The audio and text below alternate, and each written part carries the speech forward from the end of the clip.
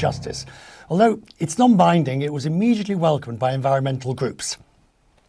Legal experts branded it a victory for the small island nations in the face of rising sea levels and skyrocketing temperatures.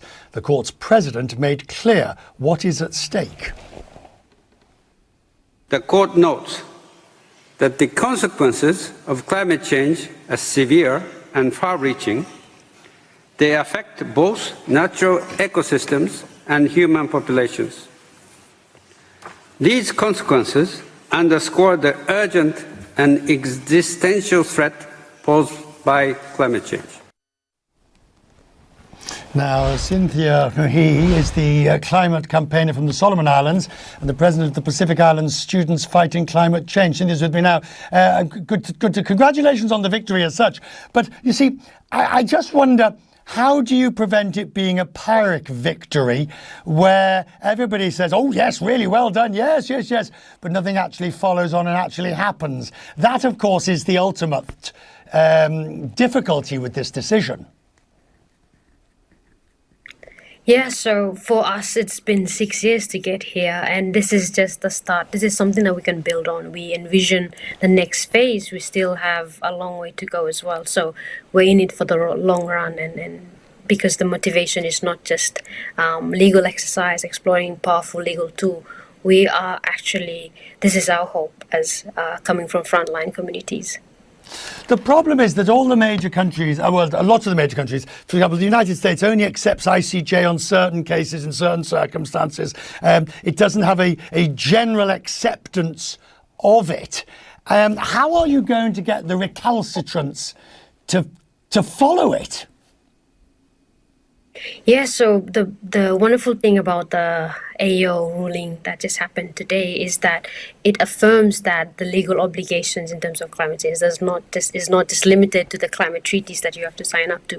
It also extends to well-established international customary law, which can, in more or less, affect countries that do not recognize or are not non-member states to these treaties and climate treaties. Why did you bring the case? In a sense, I've been to a lot of the Pacific Island. In fact, I did the island hopper only a few months ago. So I hopped my way across the Pacific and saw at first hand the low-lying nature of your beautiful homes. But it's still quite an achievement to have taken it all the way to the ICJ. Yeah, the journey itself will inspire more actions such as this to come out, because it started with, I was in a classroom 6 years ago, and we wanted to explore avenues, and so this is our livelihood at stake. We do not wish this on other people, and the nature of climate change is that it affects all of us just differently. We may be at the front line now, but if we continue business as usual, we would not wish that on someone else. Are you seeing, tell me the evidence that you are, the effects of it in your home? Yeah, I grew up in an island, and it's in the Solomons, so that's where I'm from.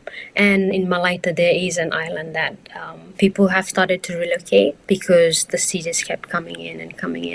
And when there's high tide, it comes into the village, so it's not habitable anymore, so people have had to move. But this connection to land is very important to us as indigenous people of Solomons. And so how do you navigate those? Who gets to help out here? Because it costs to relocate, and the right to stay.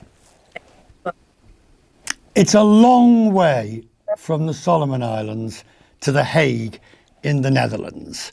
I mean, and yet at the same time, it's the courts are for everybody. So what does it feel like today for you?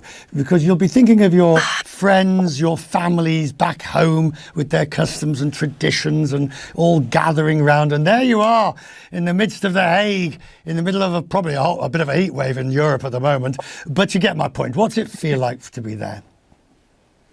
Yeah, it feels, for me, I wish my people could be here to tell their stories, the lived realities that they have. So it's very emotional to be here, knowing that I represent people who could not be here. It's very emotional, and then you're sweating as well because the heat is there.